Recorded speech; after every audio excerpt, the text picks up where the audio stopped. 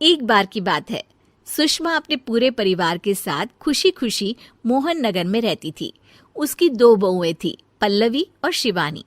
एक दिन दोनों बहुएं रसोई में काम कर रही होती है कि तभी उनकी सास सुषमा उन्हें बुलाती है। अरे बहू, जरा इधर तो आना। शिवानी, जरा जाकर देखना सासू माँ क्या कह रही हैं। दीदी आप ही देख लो ना जाकर, आपको भी तो सुनाई दे रहा है। अरे मैं आटा गूंद रही हूँ ना, तुम चली जाओ। हाँ तो मैं भी तो सब्जी काट रही हूँ ना दीदी। अरे बहू, जल्दी आओ। ओह, ये तो जाएगी नहीं। मैं ही जाकर देखती हूँ कि क्या करना है। पल्लवी सुषमा के कमरे में जाती है। जी मम्मी जी, क्या हुआ? शाम को घर पर कुछ मेहमान आने वाले हैं, तो तुम अच्छा सा खाना बना लेना बहू। ठीक है मम्मी जी, आप बता दीजिए क्या क्या बनाना है और कितने लोग आ रहे हैं। सुनील की मौसी जी और उनका पूरा परिवार आ रहा है। कुल मिलाकर 3 लोग और हमें मिलाकर हुए 9 लोग। तो अभी से ही तैयारी करना शुरू कर दो। और हाँ, घर की सफाई भी कर देना, हाँ, अच्छे से। जी मम्मी जी, सब काम हो जाएगा, आप चिंता मत कीजिए। पल्लवी शिवानी को घर में मेहमान आने वाले हैं इसके बारे में बताती है। क्या 9 लोगों का खाना बनाना होगा, घर की सफाई करनी है? बाप रे, सासू माँ ने तो हमें घर की नौकरानी ही समझ कर रखा है। ऐसा नहीं बोलते शिवानी, हम इस घर की बहू हैं और घर के काम करना हमारा फर्ज है। दीदी तो है ही सासू माँ की चमची, जब देखो सासू माँ सासू माँ। मैं तो इतना सारा काम नहीं करने वाली। शिवानी कपड़े लेकर गमला साफ कर रही होती है और चक्कर आने का नाटक करने लगती है। मेरा सर चकरा रहा है। तभी वहां पल्लवी और सासू माँ जाते हैं। अरे बहू, क्या हो गया तुम्हें? मम्मी जी, बहुत तेज सर में दर्द हो रहा है। तुम एक काम करो शिवानी, आराम कर लो। नहीं नहीं दीदी, घर में मेहमान आने वाले हैं, मुझे आपकी मदद करनी चाहिए। अरे कोई बात नहीं शिवानी, तुम आराम कर लो, मैं सब काम कर लूंगी। ठीक है दीदी, अगर आप इतना कह रही हैं तो आराम कर लेती हूँ। शिवानी आराम से अपने कमरे में मैगजीन पढ़ रही होती है। इसे कहते हैं आराम की जिंदगी। इतना सारा काम। चलो, सारा काम खत्म हो गया, शिवानी को देख आती हूँ।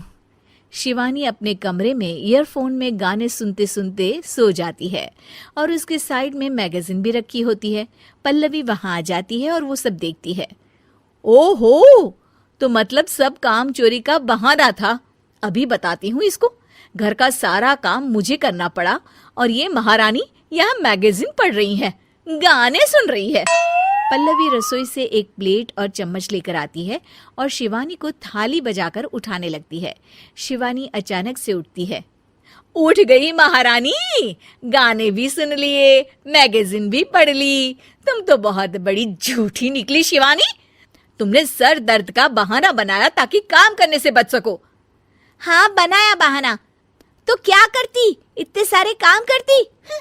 मुझे कोई शौक नहीं है चापलूसी का। क्या चापलूसी? तुम्हें लगता है कि मैं सारे काम चापलूसी के लिए कर रही हूँ? और नहीं तो क्या। तभी वहां सासू माँ आ जाती हैं।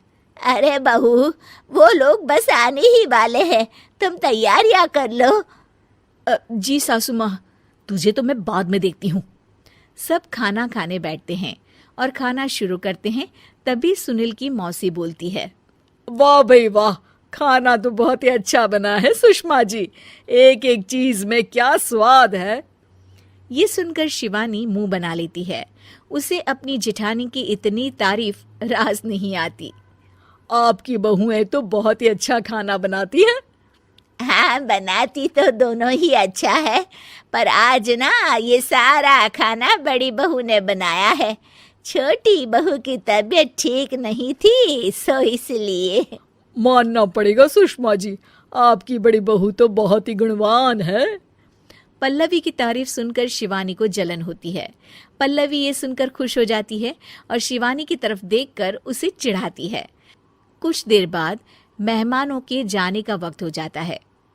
मौसी जी सबके लिए उपहार लाई होती है। वो सबको शगुन के पैसे देती हैं और अंत में पल्लवी के पास आती है। तुम्हारे लिए शगुन का लिफाफा तो है ही, पर बहू तुम्हें एक और उपहार भी मिलेगा इतना अच्छा खाना बनाने के लिए। मौसी अपने सोने के कंगन निकालकर पल्लवी को पहना देती है। ये लो, ये मेरे मनपसंद कंगन है, अब से ये तुम्हारे हुए। धन्यवाद मौसी जी। ये देखकर शिवानी तो पूरी तरह से जल जाती है और गुस्से से रसोई में चली जाती है। तभी वहां पल्लवी आ जाती है और उसे अपने कंगन दिखाने लगती है।